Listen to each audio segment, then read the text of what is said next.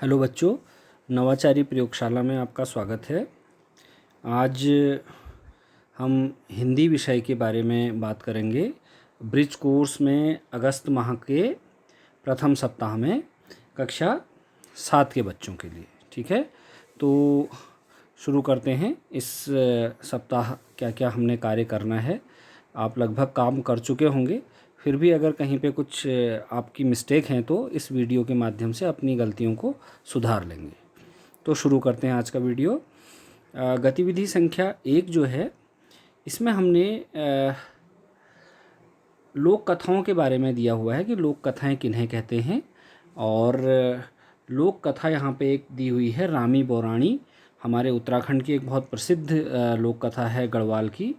तो इस लोक कथा के बारे में इसकी जो रामी बौराणी की जो कहानी है, ये कहानी यहाँ पे हमें पूरी दी हुई है।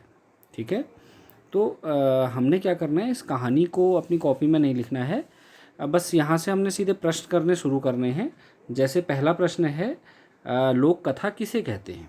ठीक है, तो लोक कथा किसे कहते हैं ये हमें ऊपर यहाँ पे दिया हुआ है, आपको यहाँ पे मिल जाएगा। लोक कथाएँ वो कथाएँ होती हैं जो किसी समाज या सभ्यता से संबंधित होती हैं, मनुष्य के जीवन के अनुभवों और घटनाओं पर आधारित होती हैं। ठीक है, और आगे भी लिखा है, हर प्रदेश का भौगोलिक वातावरण, रीति रिवाज, खान पान, रहन सहन और परंपराएं अलग अलग होती हैं, अतः लोक कथाएँ परिस्थिति के अनुसार होती हैं। तो लगभग आप ऐसा उत्तर इसमें से लिख लेंगे छांट के। इसके बाद दूसरा प्रश्न है, रामी के पति का क्या नाम था। तो ऊपर जो कहानी लिखी है उसमें आपको इसका उत्तर मिल जाएगा। अगला है, वीरू साधु के वेश धारण करके क्यों आया। तो इसका उत्तर भी आपको जो ऊपर कहानी लिखी हुई है उसमें मिल जाएगा, आप यहाँ पे लिख लेंगे उसे। अब बारी आती है गतिविधि संख्या 2 की।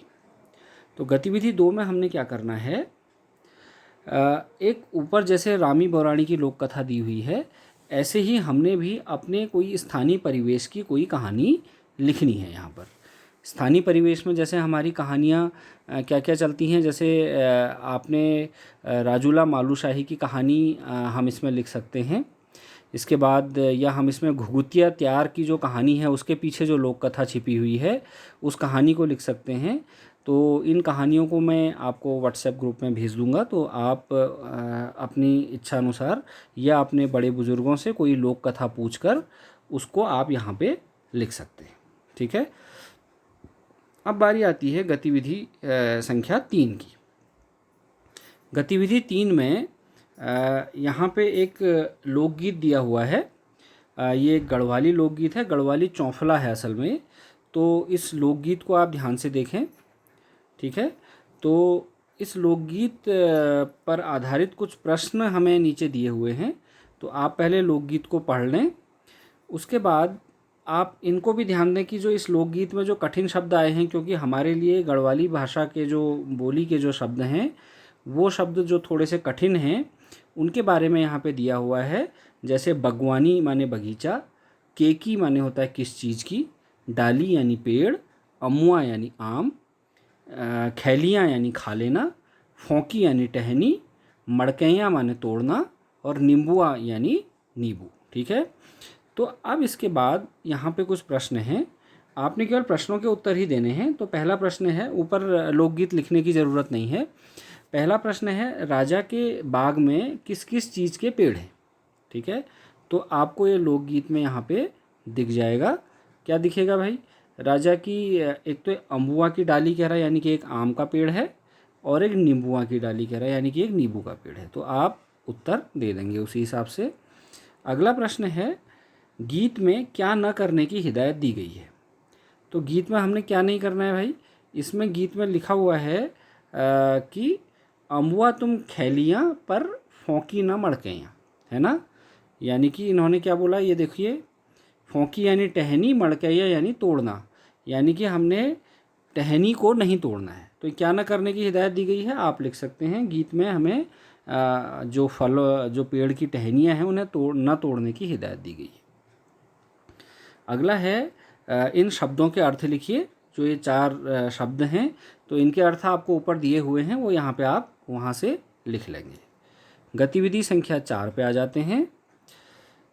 गतिविधि संख्या 4, इसमें हमने एक लोकगीत, जैसे गढ़वाली चौफला ऊपर दिया हुआ है था, हमने भी एक कुमाऊनी लोकगीत अपने परिवेश का लिखना है यहाँ पे। जैसे हमारे कुमाऊनी लोकगीत क्या क्या होते हैं, जैसे जो प्रसिद्ध लोकगीत हैं, बेड़ू पाको बारो मासा है ना, ओ भीना कसके जानू दूरी हटा। तो ये हमारे जो लोकगीत हैं, इन लोकगीतों को आप कोई एक लोकगीत आप यहाँ पे लिख लेंगे। अब बारी आती है गतिविधि संख्या 5 की। गतिविधि 5 में महापुरुष किसे कहते हैं इसके बारे में बताया गया है कि महान बनने के लिए जो व्यक्ति कठिन परिश्रम करके समाज में आदर्श स्थापित करता है वह महापुरुष कहलाता है। तो हमारे उत्तराखंड के कुछ महापुरुषों के नाम इसमें दिए हुए हैं: पंडित गोविंद बल्लभ पंत, गौरा देवी, सुंदरलाल बहुगुणा, तीलू रौतेली। ठीक है, तो हमने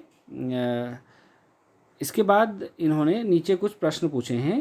प्रश्न में शिव प्रसाद डबराल चारण, माधो सिंह, पंडित हर्षदेव जोशी, जिया रानी और रतन सिंह जौनसारी, ये कुछ हमारे स्थानीय महापुरुष हैं। तो इनमें से किसी एक महापुरुष के बारे में हमने लिखना है। ठीक है, तो मैं कुछ महापुरुषों के बारे में कुछ राइटअप आपको भेज दूंगा, तो उनमें से किसी एक महापुरुष के बारे में आप लिख लेंगे। आप कोशिश ये करें कि आपको अपने ओर से भी आप सर्च करें, कहीं पे आपको इनमें से कोई एक महापुरुष जो उनके बारे में कुछ डिटेल मिलती है तो आप अपने मन से भी लिख सकते हैं, और अन्यथा मैं भी आपको कुछ भेजूंगा इनके बारे में, तो आप लिख लेंगे। अगला है गतिविधि संख्या 6। इसमें भाषा और बोली में अंतर दिया गया है। ठीक है, जैसे भाषा व्यापक होती है लेकिन बोली क्षेत्रीय होती है। भाषा राजकीय मान्यता प्राप्त होती है लेकिन बोली जो होती है वो राजकीय मान्यता प्राप्त नहीं होती है।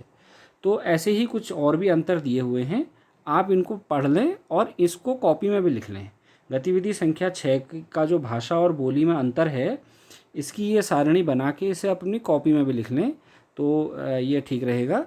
और इसके बाद आपने यहाँ पर कुछ भाषाओं और बोलियों के नाम लिखने हैं। तो ऊपर जब हमें पता चल गया है कि भाषा किसे कहते हैं और बोली किसे कहते हैं, तो आपने यहाँ पर कुछ भाषाओं के नाम लिखने हैं, कॉमा करके ऐसे लिखते जाना, है ना।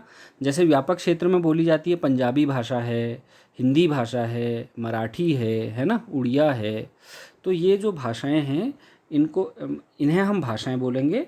और जो बोलियां हैं जो छोटे छोटे क्षेत्रों में बोली जाती हैं, जैसे कुमाऊनी है, गढ़वाली है ना, जौनसारी भाषा बोली है, तो इन्हें हम बोलियां कहेंगे, क्योंकि उत्तराखंड के ही अंदर छोटे छोटे इलाकों में ये बोली जाती हैं।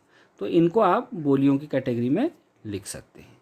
तो इतना ही आपका काम था इस सप्ताह का। तो आप इसे कर लीजिए। आपके पास आज सैटरडे और कल संडे का भी दिन है, तो इन 2 दिनों में इस काम को पूर्ण कर लेंगे। थैंक यू बच्चों।